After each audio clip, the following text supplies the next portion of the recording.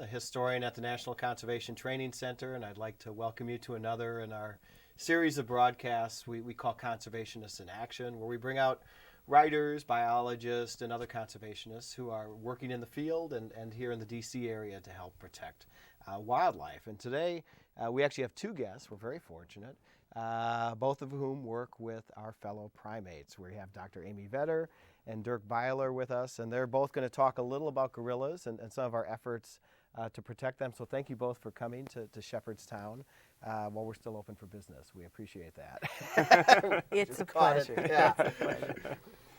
So let me give a brief introduction, and then we'll talk a little about gorillas.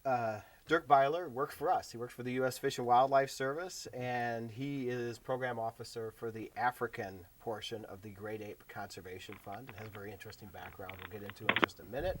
And then Dr. Amy Vedder, who was just out here a couple months ago for an Arctic symposium, has nicely returned. She is Senior Vice President for Conservation at the Wilderness Society. She's worked for more than 30 years helping protect wildlife and wildland conservation. She's probably best known for some of her pioneering studies on mountain gorillas and for a wonderful book I just had the pleasure of reading this week. It's called In the Kingdom of Gorillas, and it's just been reissued, I understand, by Simon & Schuster. It has a new chapter at the end. A new chapter that's going to make it even more engaging. I read it in 2 nights, so it's a gripping tale. So we'll get into this in just a minute too. So thank you both for coming.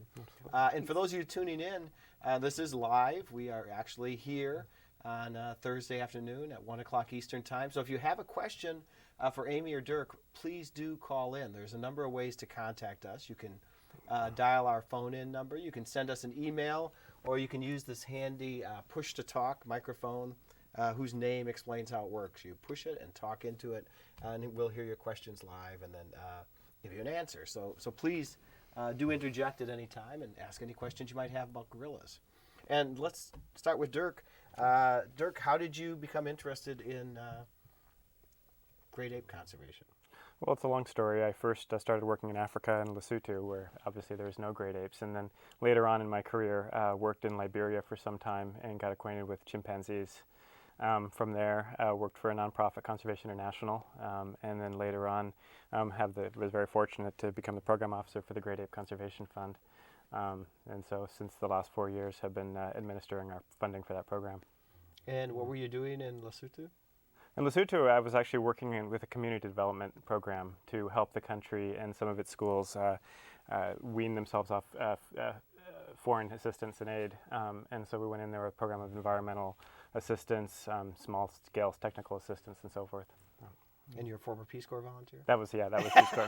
That's the answer I was like seeking. you, I Because hear. for once, we actually have 3 former Peace Corps volunteers here. Changed Is that my right? I didn't life. know Mine that. too. I mean, we all end up in the conservation field. We're all used to working hard for very little money. And there's all sorts of attributes you get from Peace Corps. What does the Great Ape Conservation Fund do? Well, the Great Ape Conservation Fund was set up through Congress around 2000, and we administer funding to help support conservation efforts all throughout equatorial Africa as well as Asia. We have different species of apes that we support: chimpanzees, bonobos, gorillas, orangutans, and also the gibbons, which are a great ape, so to speak, but they're a lesser ape, and they're also covered by the Act.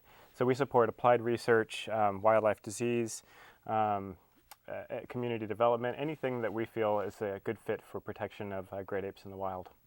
A lot of people probably don't know as much about Fish and Wildlife Service's international work as you do. I think they generally think of our organization as wildlife refuges, perhaps, or some of our domestic law enforcement or fisheries and so on. Can you talk a little about some of our international conservation Sure. efforts? We have some fantastic programs all around the world helping to build human and institutional capacity for wildlife conservation. And many places you go in Africa and Asia, in fact, the Fish and Wildlife Service is known by our international programs, and what's lesser known as our domestic programs. We have what we call our Wildlife Without Borders programs, and they comprise of a global program which focuses on treaties and climate change and so forth. We have our regional programs, such as the Africa Wildlife Without Border program that focuses primarily on training and capacity building. And then we have our species programs. We have 5 different acts of Congress that were set up. The Great Ape Conservation Act is one. African elephant, Asian elephant, marine turtles, and rhinos and tigers lumped together as one act. And so through all these different mechanisms, like I said, we're trying to build human institutional capacity to address wildlife conservation. What do you think is one of the greatest needs in Africa? Because we're going to talk, we get in Amy's books about a whole series of scientific research, poaching, prevention, and so on. What do you see these days as Well, some of the fortunately, we critical have the needs? expert right here, with Amy Vedder. We will be going to it shortly. there's so many needs, but I think really the human capacity, institutional capacity to carry out conservation is a great need. Obviously, we can only do so much in the short term until we have the trained people in place and the resources to do the work in countries. Then nothing else will be able to get done. So that's good. And I think we'll come back to that too, because Amy's talked about that before, about human institutional capacity. A lot of people that will be viewing this might be coming through NCTC and might not work for a federal conservation agency. And I think human capacity, institutional capacity might not be a common terms for them. But more specifically, what do you mean by that? Does that mean training people? Does that mean creating institutions like our Park Service or NCTCs overseas? What are exactly, those are perfect examples. Just people that are trained with good wildlife management skills, and not even just traditional wildlife management skills, but how to work with the community, how to have effective law enforcement strategies in national parks, but that also work with local people and recognize their needs and the interface between communities and parks. We see the need for park departments similar to the Fish and Wildlife Service or the Park Service. In many countries, those are in place, but they're underfunded and lack some of the political support at a higher level. And so the Fish and Wildlife Service, through our grant programs and also through some technical assistance, can help those country governments build the skill sets, the organizational know-how to actually carry out an effective protected area system. Great. Yeah. I actually think you're one of the first people we've had on here to talk about some of our international work with the Fish and Wildlife Service. So thanks, Dirk. Well, as a practitioner and someone who had been out there looking for that kind of support, I can say it's been hugely important to international conservation work. And the fact that the U.S. will support work elsewhere, not just be a leader here, but actually help to be a leader globally has been incredibly important. So these programs are really, really key. Super. Thank you, Dirk. Thank you. Appreciate your work. Well, Amy, let's talk a little about your background. How did you become interested in Well, I gorillas? started out as a Peace Corps volunteer. The leading question work this time. Actually, Peace Corps really did change my life. And being in the Peace Corps in Central Africa, I was in Congo at the time, was such a change in my life. And coming out of college and going straight into that, not knowing exactly what I wanted to do. I was interested in animal behavior, but took some time to really live somewhere else and experience issues. I was a teacher, a high school teacher, and I think it was actually really helpful. This was back in the 70s, and conservation at that time was seen as biologists out doing science and protecting areas. And actually to live in small communities as a teacher, as part of the community, gave me and my husband a really different look at conservation and said, there has to be a role for local people. They have to be part of these solutions. We have to think like others who live here and who are the citizens of these countries if we're going to find long-standing solutions. So that Peace Corps time, as much as I wanted to be out there doing conservation already, not being allowed to because I was considered not yet trained, was actually, I think, really important to me to live life differently before I then started as a professional. So that was key. And also being in Central Africa and realizing this is the continent of those huge animals that we read about in our 8 alphabet books all the way up through. Yes. And they're still really there. They live in wild areas. They still can be saved, was tremendously motivating. And so to experience that and know that this is something that you could see the need, this is something we could contribute towards, was just, it created a kind of motivation and stimulus that was without compare. Okay. It was easy to become committed and say, this is what I want to do. So you were in the Congo as a Peace Corps volunteer.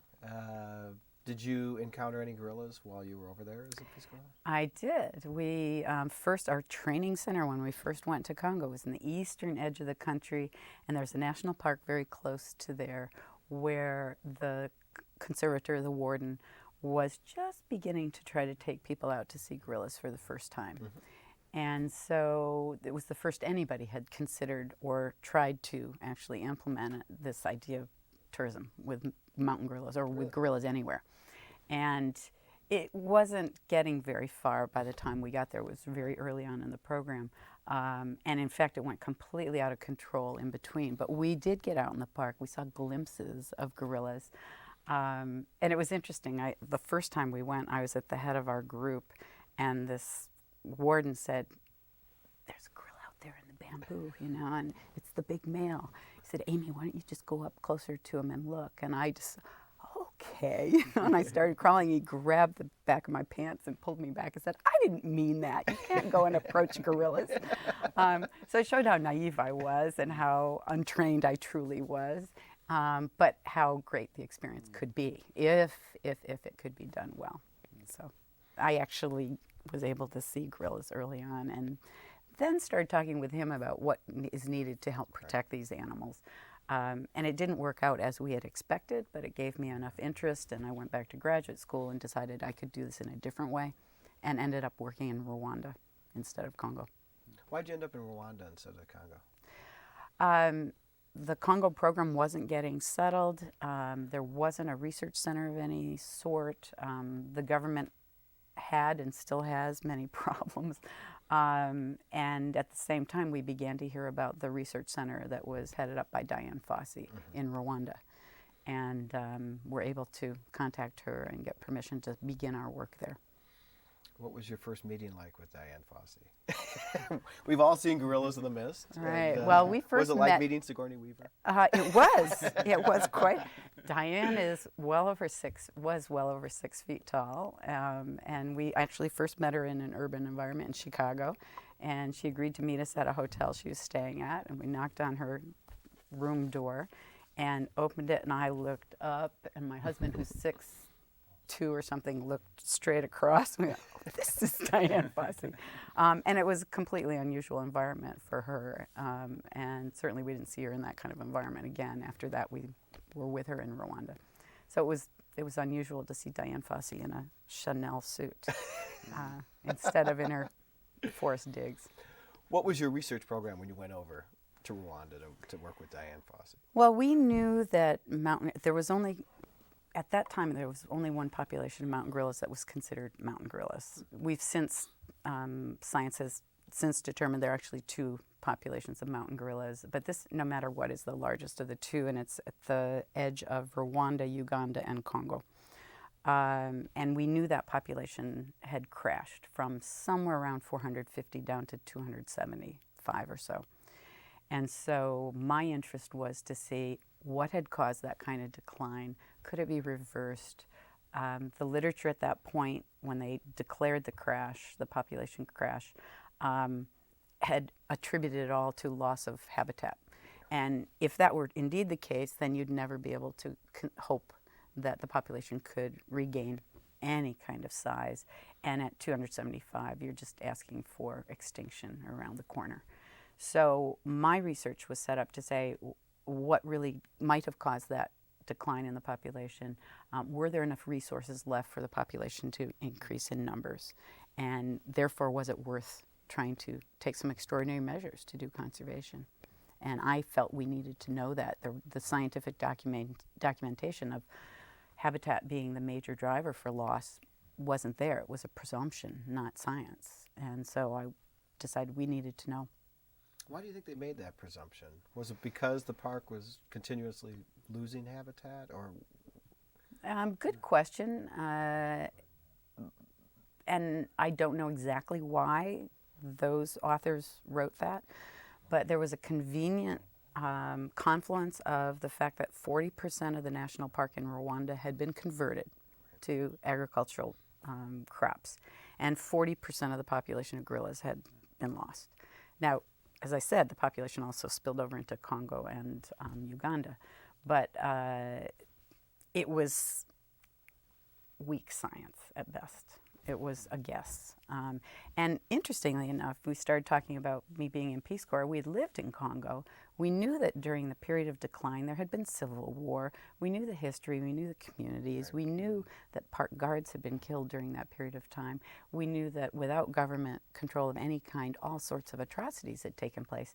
And so we actually thought that most of the decline might have been over on the Congo side and not driven by the loss of habitat in Rwanda. And needed to know, again, was that true? Could that have been the problem? Was it a one-off and then the population could recover? Or was it that resources were really limited and they just didn't have hope? The other thing we did was we were able to get some of the background data that was used to come up with this conclusion. And it didn't take a high-level scientist to look at it and say, the whole decline, almost the entire decline, was over on the Congo side. So to us, we put two and two together and said, we really think if we can establish a little more information here, we can rally people, governments, funds to conserve these gorillas. And indeed, that's the way it worked out. It's very interesting, and it's one of the themes of the book. It's a mystery.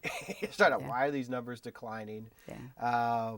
And one of the interesting points you made in the book is the type of science Fossey was doing, and perhaps Goodall around the same period, was slightly different than the research questions you were asking.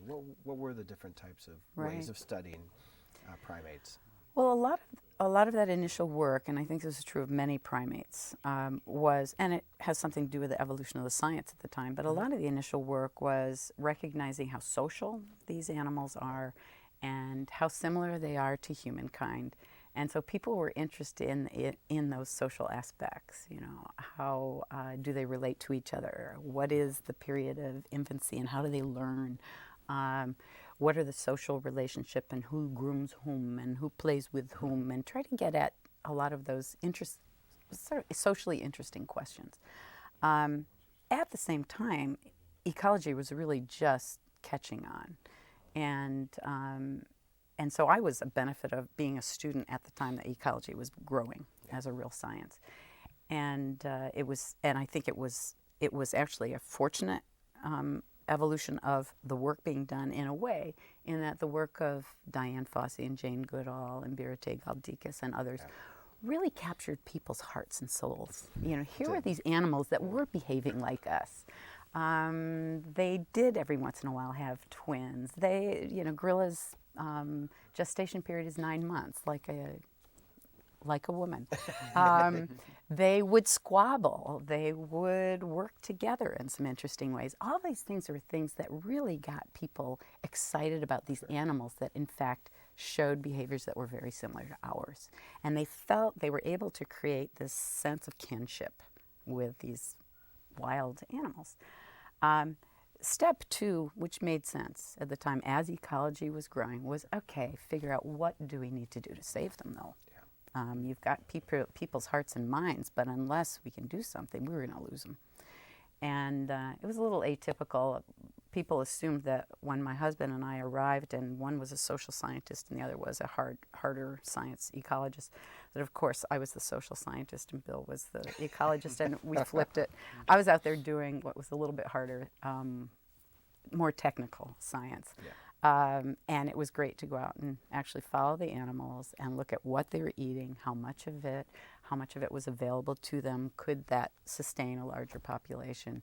And it was not as much of the fun work in a way, because I wasn't focusing on the play and other things that gorillas exhibit.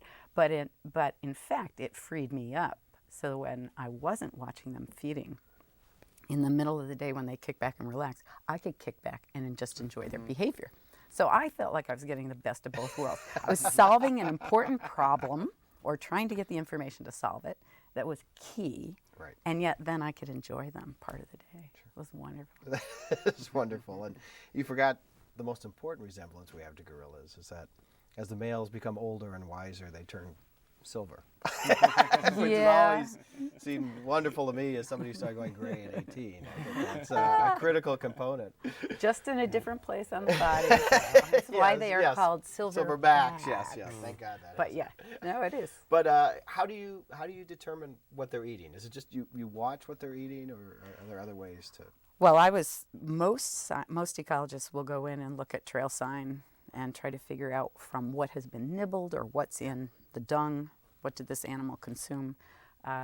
With mountain gorillas, I was tremendously fortunate walking into a research center where the couple families of gorillas were already used to having a researcher around.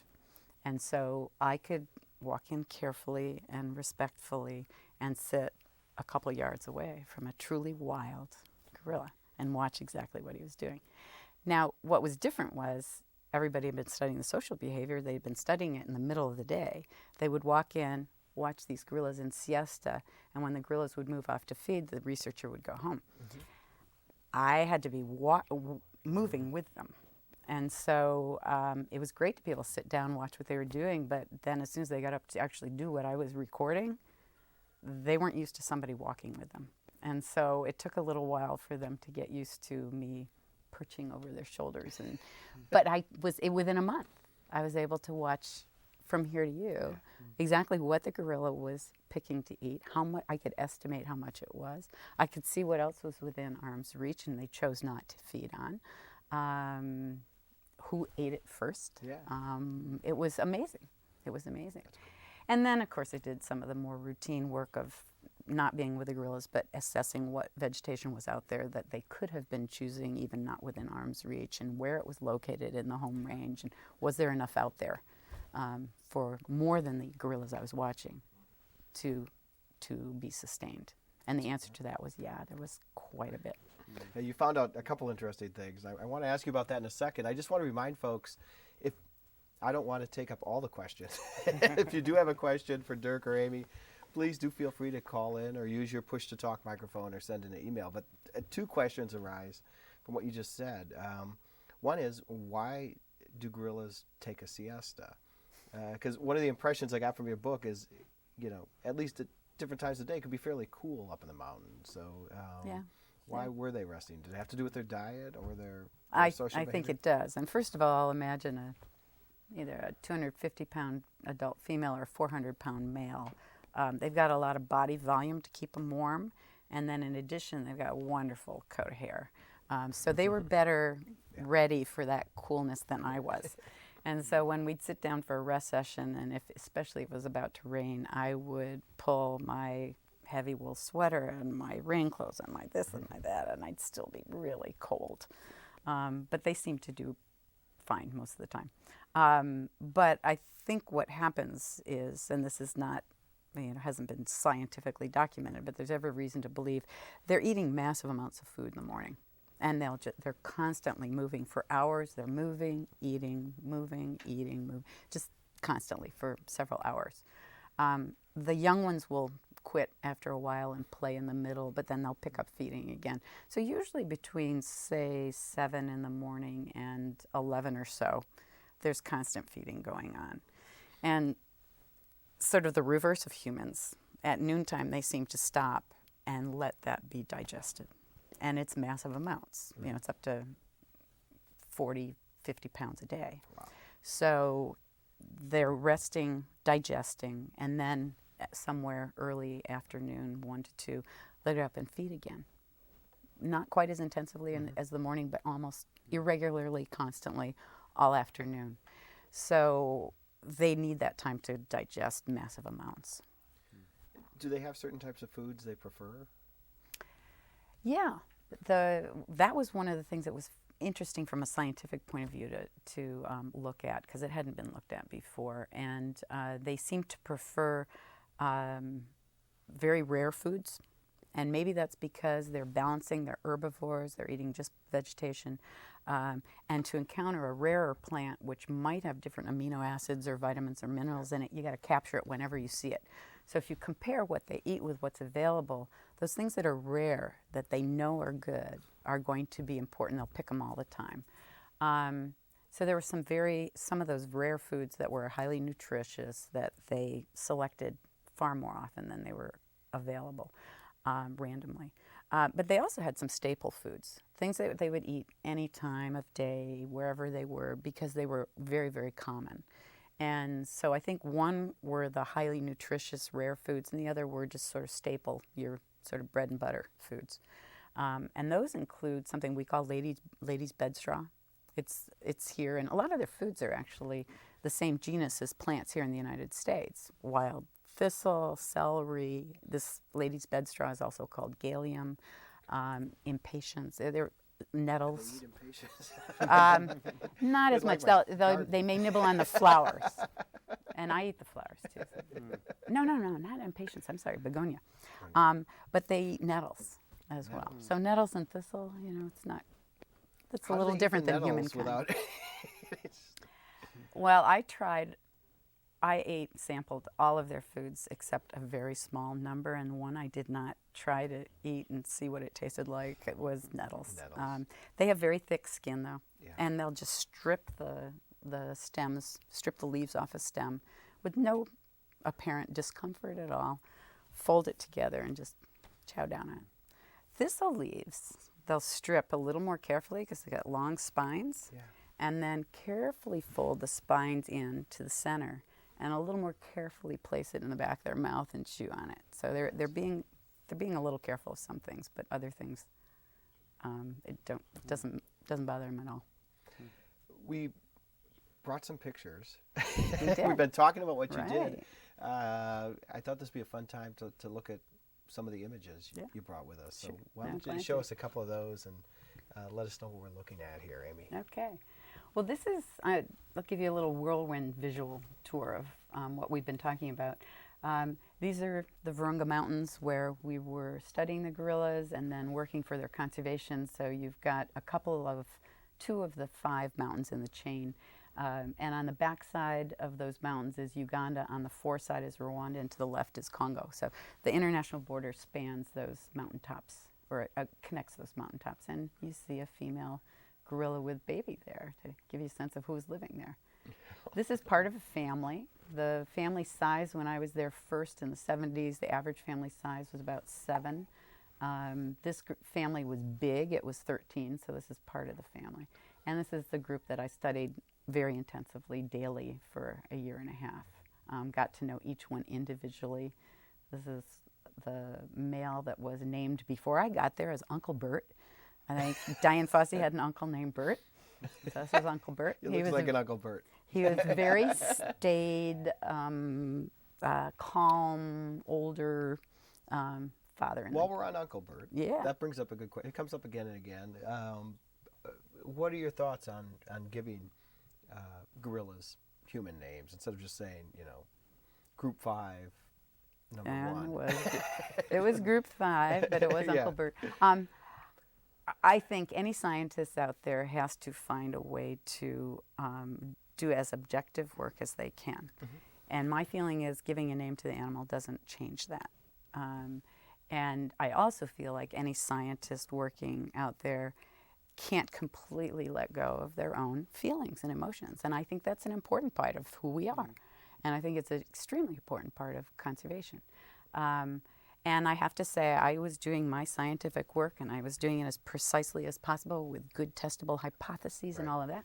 But I would go home at night, and we would talk about the kids. Or we would talk about Uncle Bert. Or, do you know what Sophie did today? And Pablo is such a juvenile delinquent. And that's also real. It's harder to capture personality in science, but you can do that. Yeah. And I don't think anybody has done those studies yet, but they could be done. But there is a lot more to animal life than just data about what they ate and how much. And since that time, I think the government of Rwanda now is bringing celebrities in, right, to raise awareness of the gorillas and to actually have the newborn gorillas named in a very public manner. Jolie or something. I think Natalie Portman actually was one. Natalie Portman was one who did a couple years ago, and it was the same year my husband was also asked to be part of that group. Right. And he liked to say he got up there with the traditional Rwandan dress. They have all the celebrities dressed traditionally, and he thought he looked pretty spiffy until Natalie Portman walked on the stage and everybody. She had the off-the-shoulder look because that's the way the women wear their clothes. It was cute. But it's, yeah, the gorillas in the research groups were named with names. As we started the tourism operations, one of the things that we did to help people feel they were part of this whole system was we had the guides pick out names for the gorillas. And now there is a yearly naming ceremony, and celebrities are invited in, and all the baby gorillas that are known to have been born that year are identified through pictures and in the press, and these celebrities choose the names. And they're all Kinyarwanda or Swahili names now. Oh, wow. Yeah, and they're very nice, very nice. So I think it's important. I think I'm not at all concerned about it, and I think most of the scientists I know who've worked with animals where number systems or other things have been used to identify the animals feel like it would be better to do it another way. And those who use names do not consider it any hindrance to the science they do. Great. It recognizes, I do think, especially in these cases, reality. Yeah. These guys have characters. Probably less so than entomologists. Yeah. Well, let's go back to the pictures. Okay, so Uncle was Bert, curious. and he was the dominant male in the group, but you see a big sagittal crest on his head, a lot of musculature, different than females. This is, you don't quite see her whole head, but this is a young adult female quince. She actually died of malaria when I was there that year. Although it can be hard to tell the males from the females, right? Through that age, Yeah, through the age through of the age. quince, actually, it would be hard to distinguish. And it's after her age of 8 or 9, 10, 12 that the males start, showing their sagittal crest and all. And Mark, I think you're laughing because that one chapter has a great opening sentence. I can't remember what that It's was. something about, great until her sex- brother had a baby or something. Okay. They were seeing his brothers. Right, and we talked about the great sex change Yes. in the Virungas. There were a couple gorillas when we started work that had been identified as males who ended up, in fact, giving birth, and we all had to recognize, in fact, they were females. But if you see them when they're early on in the first 6 months to a year, you can easily see their genitals and you can sex the animal properly. After that, they get a bit hairy. And it is a little hairy to see them well after that point. So that's quince, a female. There you go. This is a number of youngsters playing. And so this is the kind of thing we would laugh about and joke about at night. And I had been asked early on, so do they play like human children? And my response for a long time was, I don't have children. I'll have to wait and find out, which was more a joke than anything else. But they do. The ones on the youngsters on the right are playing King on the Mountain, actually pulling each other down and then clambering back up and pulling each other down. The one in the middle is just hanging out upside down, and the two on the left are wrestling. And they will wrestle and wrestle during that midday period. So again, this was a time when I could just relax and enjoy life. And this shows you, this was with a research group, but it shows you that it was possible to actually see just what these gorillas were doing. In this case, this is a little one, probably a 2-year-old, coming up to figure out what I was doing. And they were very curious. And one of the real challenges in doing tourism is that we can hold our distance, but we can't necessarily hold them at their distance. So it's a concern that they get too close. With a research group, we knew the status of our health. We could control that. With tourists, it's a little harder. So with tourism, there's a required distance of 7 yards or so between people and the gorillas, and that's for all sorts of reasons. This just gives a sense of feeding. You asked about preferred foods. One of the things they do prefer is bamboo. Now, you see the gorilla here on the upper left eating bamboo leaves, but that's because the shoots are a little too tough now, and what they'll fight over is bamboo shoots. And that turns out to have the highest level of protein of any of the foods available to them. So there's good reason why they'll bicker over it. But mostly they're eating leaves, not usually bamboo, but other leaves and some stems. And again, this was the focus of my work. What was it? Was there enough out there for them to survive? This we haven't talked about it yet, but as we looked at the larger conservation picture, my work, just go back to feeding, my work showed that there was abundant food. And there was food, we used to call it the salad bowl. They were eating salad and they were living in a salad bowl. There were areas where there were no gorillas present, yet lots and lots of foods. Those were areas where there was clear sign of hunting.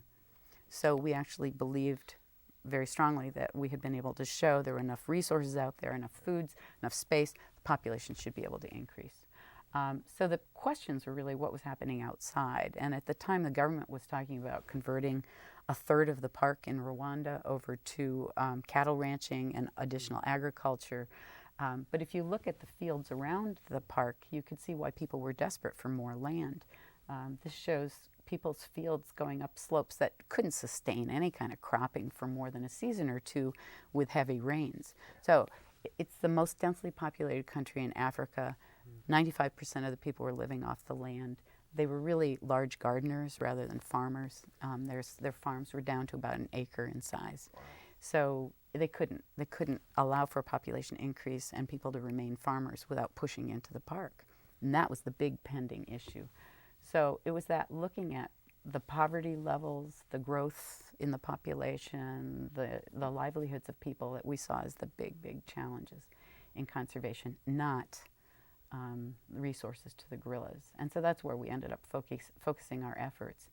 And the conservation project took a couple major initiatives.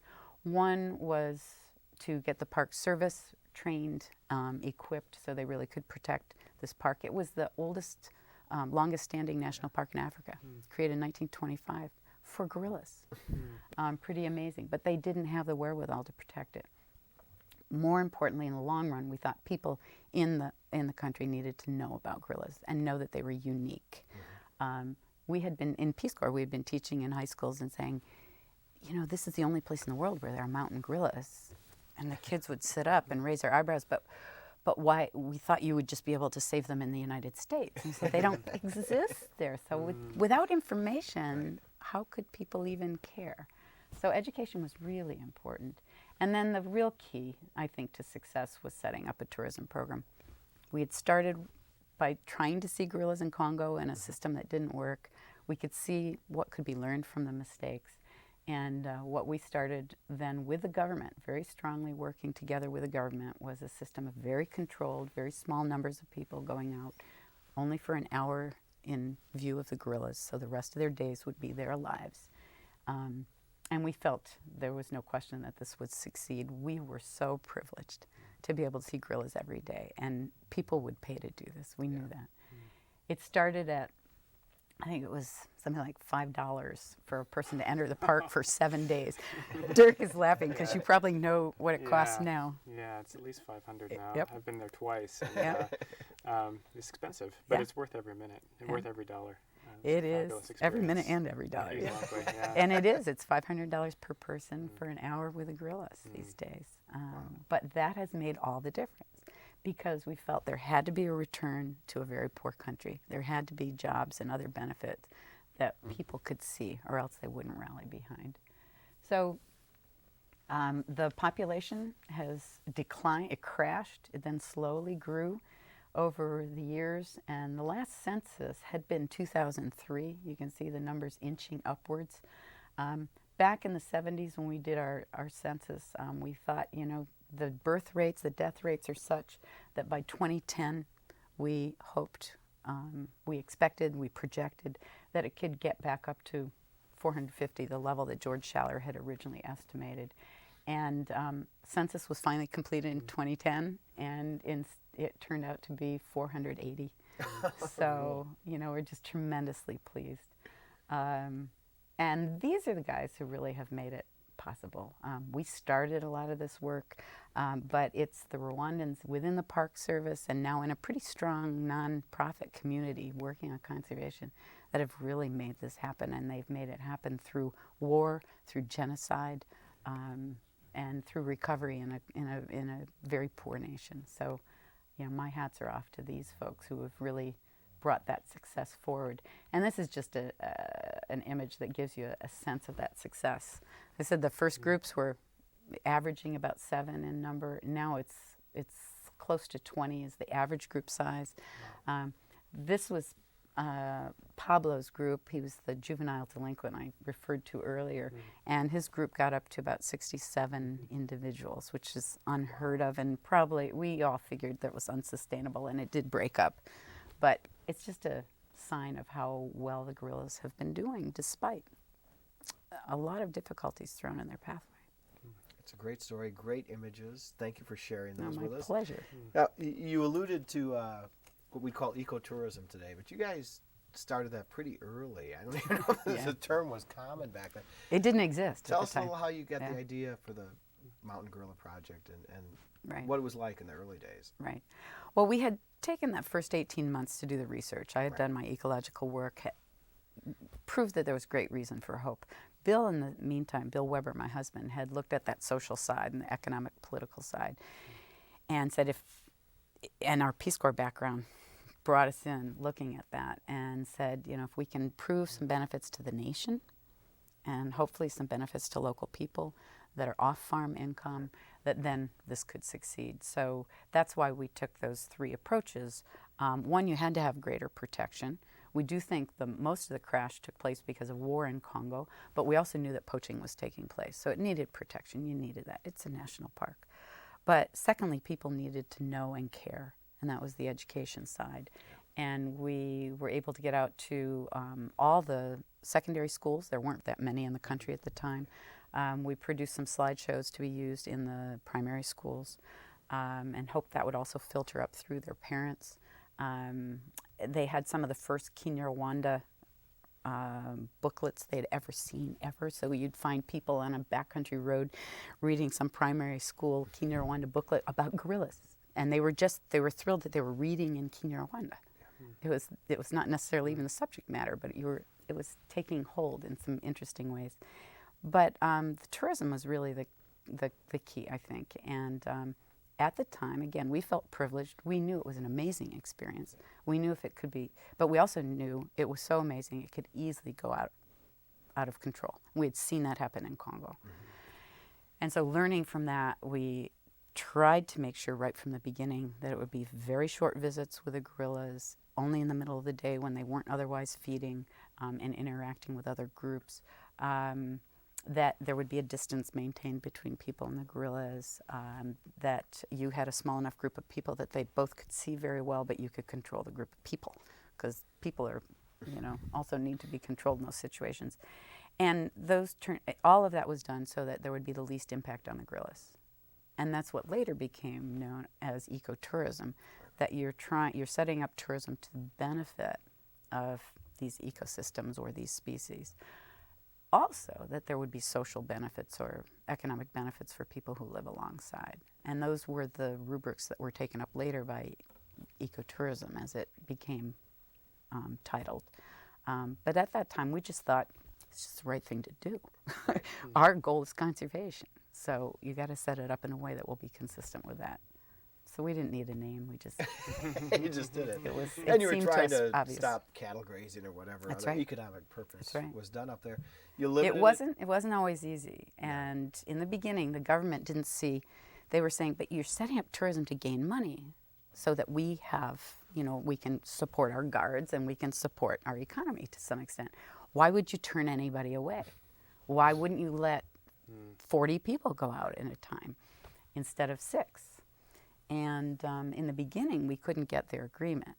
And after about a month of going out with groups that were too big, because we were working with the government, we didn't buck the system, there was an accident where my husband actually was bitten by a gorilla. And when he walked in, bandaged, the bite marks in his neck and the broken ribs, walked into the park office, they said, anything you want. We'll take any limitations. It took an accident to make it happen. So it wasn't on principle on the part of the government, but it was because an accident took place and they didn't want anything worse than that. Right. Why is 6 a better number for gorillas than 30? Why do they care? Well, why we cared Yeah. was one of the problems in Congo was that they would take 40 people out. They'd hack the vegetation down, so you're having a major impact on the forest. In order for people to try to see gorillas, to create this arena so you could see gorillas, gorillas were frightened by the whole process. They would move farther away. So then they'd have guides go around and either chase or throw rocks at the gorillas so they could be seen by tourists. So you just can't. It's not a good situation for the forest. Secondly, we thought there was no way to create this as a really intimate elite experience and charge the kind of money you could over time if you had large numbers. You wouldn't be able to see in that dense vegetation. It was, you were often, the nettles were above your head, so you needed to have a small number of people to get in the right position so you actually see the gorillas well enough. And otherwise you'd have a system that would create frustration on the part of the client and it wouldn't work. And then finally, you needed to be able to control people. The day that Bill went out and was bitten, he had 15 people. People in the back were falling into the nettles and swearing, and he got them together several times and said, "We must be quiet. You must behave." And it was impossible with strung out. And so you need a small group that you can work with carefully and closely. And so for all reasons, that's why. That makes sense. What do you think the gorillas make of seeing all these different people? I mean, because early on in the book, it seems to take you and what we read of Fosse and Bill, it's a while to get habituated. Right. Well, you're bringing 6 different people day after day. What do the gorillas even notice them or? Yeah, it's care? interesting. When I first did my research, the gorillas were already habituated, some, but then they didn't like me moving with them, and I had to figure out how to deal with that. When we started with tourism groups of gorillas, they had never seen people before consistently, and so the first reaction is flight. Yeah. And you know they're there, you sort of heard something, but almost soundlessly they're gone. Second reaction is for the dominant silverback, that 400-pound male, to come out to defend his family. And he'll beat his chest, he'll scream, he'll roar, and if he's really concerned, he'll charge. We believed in George Schaller, who said, this is a bluff charge.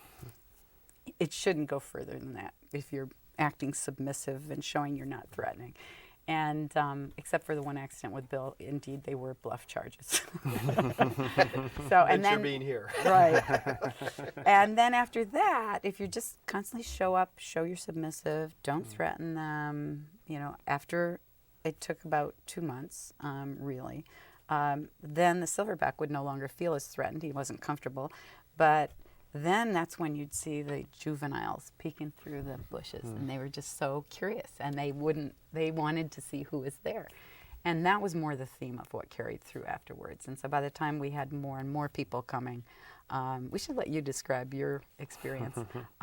It got so that the adults would look up and then sort of look down, go on with what they were doing. Juveniles would often still remain interested and will come to see who's there and explore a little bit. They'll play right in front of you. They'll demonstrate for you. Tell us about what you saw. Well, I've been out to see the mountain gorillas twice now, and I was very fortunate. The first time I went out to Rwanda to see them, I got to talk with both Bill and Amy, and so they prepped me very well for the experience. But it really is an amazing journey because you start in an area of high population density, human population density, and you're walking through fields and you're walking through people's livelihoods and their villages, and then all of a sudden, boom, you're right there at the edge of the park. This human development goes right up to the park. But then you're into the park, and it's just this phenomenal hike, and my hike was actually rather short by some standards, 1 or 2 hours, and we were at the gorillas, and we spent just a wonderful hour with these creatures, and they're just the most perfect tourist animals because they're so docile and gentile, and they're so interesting to look at, and it's amazing as the juveniles as well are particularly amusing because they'll, you're trying to observe this strict 7-meter rule, and because you don't want the disease transmission possibility, but the juveniles don't really understand that at all. That's right. So they'll come rolling down the hill and bumping into you, and but or Purell on them or something. Yeah, well, disease is the biggest issue I think we still face. Well, we just got a question on that. Oh, okay. Actually, yeah, I just had an email question. That's a great segue. Right. Somebody sent us an email saying, I read recently about gorillas dying at an alarming rate from a virus caught from humans. Have you heard of this? So it sounds like we're just talking about it. Yeah. You mentioned there's a 7-meter rule that's poorly observed by the young gorillas. In particular, yes. But And are there sometimes by a diseases that are- silverback. Yeah. Right. But are they susceptible, and have they suffered from human disease? Well, they're absolutely susceptible, and probably to almost anything we carry because they are so closely related to us. They share more than 98% of the DNA with us. So, yeah, and they have not been exposed to a lot of human diseases, so they are vulnerable. The incident I think that people are referring to is just last week a paper was published that came out.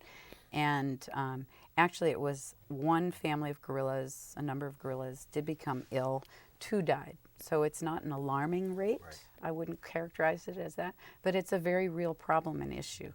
And 2 of them died. There was a human virus that was found in the deceased animals and in some that got sick. The cause of death was other, but the virus probably reduced their health to a point where they were susceptible to pneumonia. And this is something I think is a very real thing.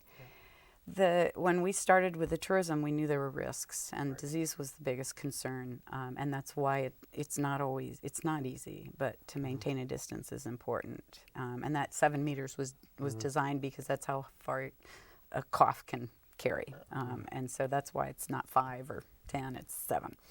And so you know you're entering into something that might cause these vectors. On the other hand, what we were facing was the government was going to excise another third of the park. Yep.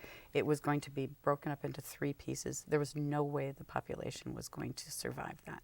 In addition, there were many more people illegally in the park at the time because it wasn't being well protected.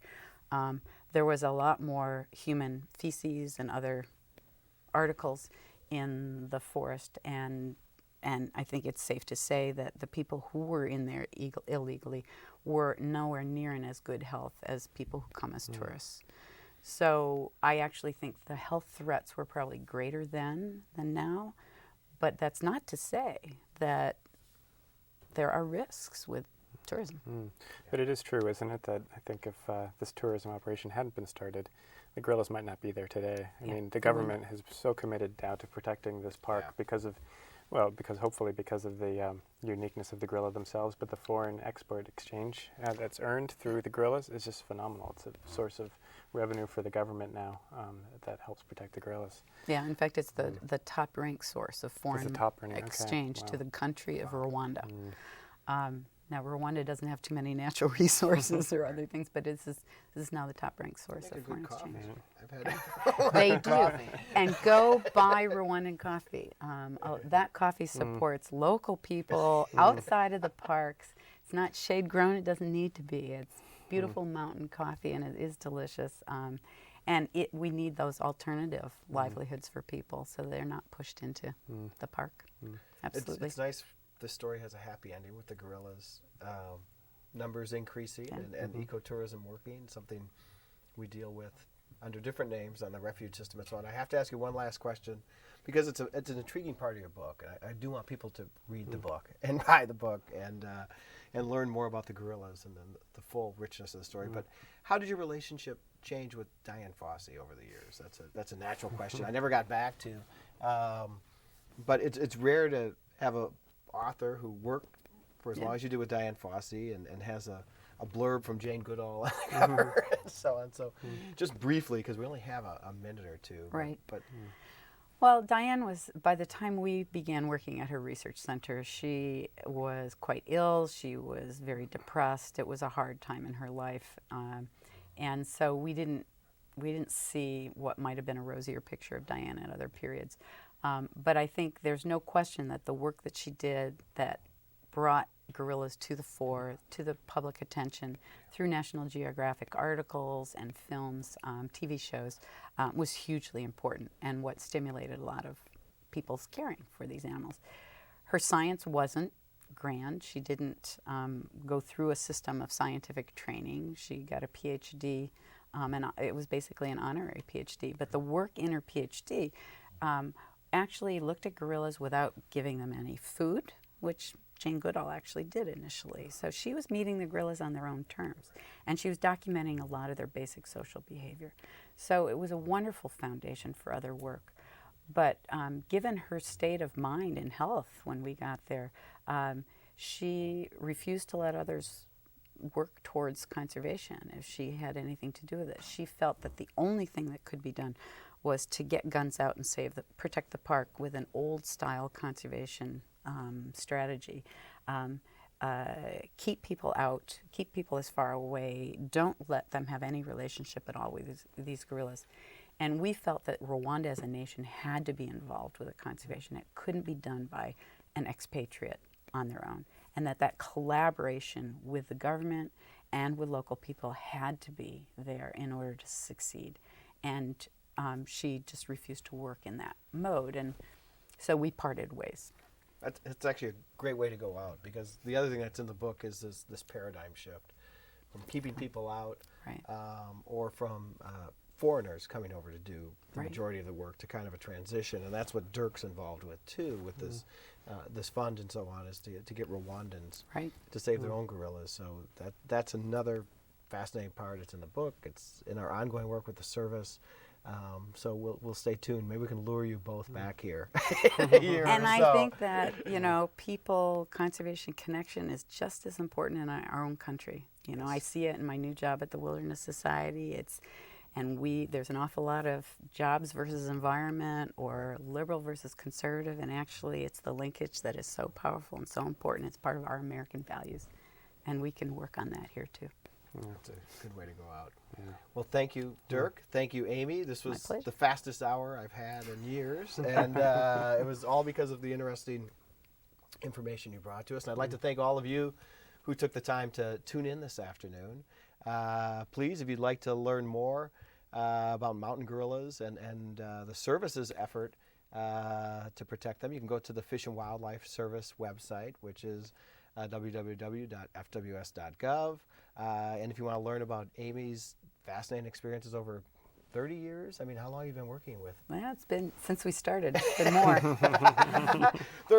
Approximately 30 years. Please do check out In the Kingdom of Gorillas. It's a wonderful quick read, and it's just been reissued with a new chapter at the end. And in May, our Conservationists in Action will be talking about bees and other pollinators and their recent crash. So we look forward to seeing you then.